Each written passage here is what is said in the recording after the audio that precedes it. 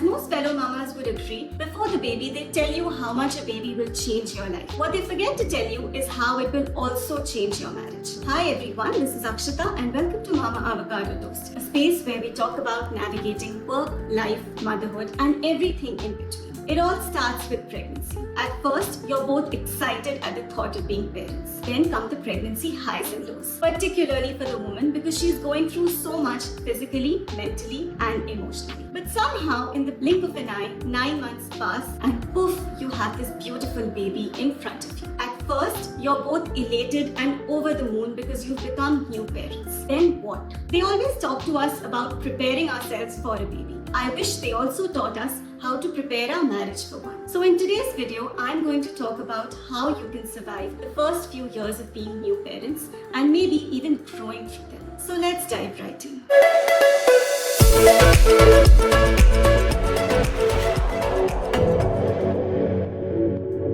Step 1 in this journey is acceptance. Accept that your relationship now looks different. Your marriage before the baby and after baby will be two versions of your marriage, and it's absolutely normal for this to happen. The sooner you accept this, the lesser resentment this leads to. Your romance will look different, conversations will look different, even your arguments will look different, and above all, your regular routines, your days and your nights will completely change. From discussing lunch places to potential holiday destinations, you will now be discussing diapers, food colors, feeding schedules, and so on. Even your arguments will be about, did you sterilize this? Aren't you supposed to be doing night duties? And so on. The best way to get through this, in my opinion, is to remind yourself that this is what you wanted. This is what both of you work towards, being a family. And practice some gratitude because that's what I would do. Every time I would feel overwhelmed by the change in my life, I would just tell myself that a year ago, this is what I would have killed for. And at the same time, I would also remind myself that there are so many couples out there who would kill to be in our shoes. Also, please remember, you don't have to be superheroes. You don't have to be perfect parents. Ask for help wherever you can. Don't hesitate to do that.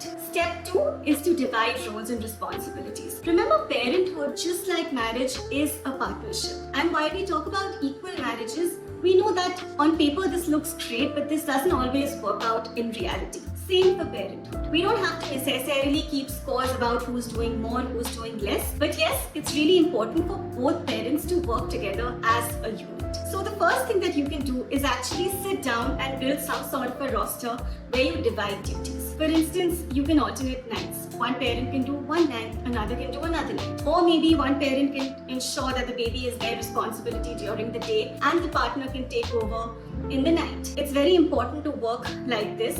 And like I said, think of yourself as partners, not opponents. When one falters, the other can make up. Having said that, if you feel that your partner, for whatever reason, isn't contributing enough, don't keep it within yourself, as this will only build resentment. Try having an open, honest conversation with them and then hear their thoughts. Maybe they themselves don't realize that they're perhaps not doing enough and not pulling their weight, and all they need is a conversation and a nudge. The third thing to understand is that intimacy takes on a whole new definition. The first thing that usually goes out of the marriage in the first few weeks after your delivery is sex. One, because medically sometimes doctors ask you to hold on for a bit. Also, you're tired, you're in an entire roller coaster of emotions, your body has changed. More often than not, couples find themselves not being in the mood for any kind of sexual activity. I find this rather ironic because it was this very intimacy that led you to having the baby in first place. However, I think what you must understand is that intimacy isn't just sex. Intimacy is any kind of closeness, physical or otherwise. So even if you're feeling too tired, what you can do is have these small moments where you hold hands, or where you just lay your head against your partner's shoulders, or where you just hug each other for a long period of time. Remember, any kind of intimate acts actually release a whole lot of happy hormones. So it's very important to not cut out all physical contact completely, because this does happen. So like I said, find some time where it's just both of you and do these small little things. I promise you they will really, really help. The fourth thing is communication, communication, communication. Honestly, I know this sounds cliche, but nothing works like communication does. Oftentimes, when parents are going through this new journey, in this entire roller coaster of emotions, sometimes they just end up not talking to each other and keeping their individual emotions pent up. Please don't do that, because over time the resentment will only build and on some day it will just come out. So it's very important for both partners to communicate openly and talk about how they're feeling honestly. Like I said earlier, as you will realize very early, that parenthood is not just all roses. There are also lows, and you're not a bad parent if you're feeling that way. So please take out some time where it's just both of you, maybe after the baby is gone to sleep, maybe where it's just both of you in the room, because like I realized, especially in the first few weeks, it's quite a challenge sometimes even to find time alone with your partner. You have so many people coming in and out. Maybe after your baby is gone to sleep, you can both bond over a cup of chai. Or maybe if you can just go out for a short walk together. And if you're fortunate enough to have help or people to look after the baby, try scheduling date nights. I promise you, they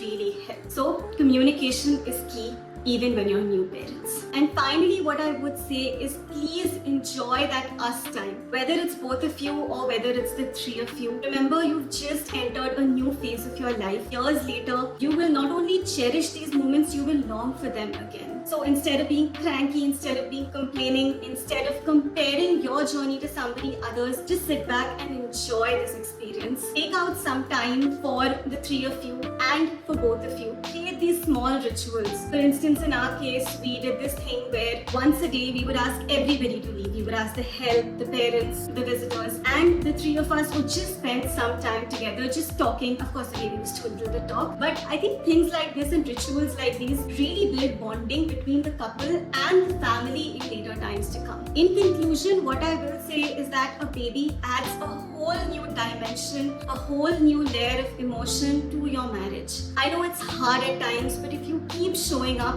and you keep addressing it, I promise you your marriage will only grow stronger. I hope you found this video useful. If you did, please don't forget to like, share and subscribe. Do let me know in the comments below what you'd like me to create more videos on. And till then, keep glowing, keep growing. From the bump to the boardroom, I've got you covered.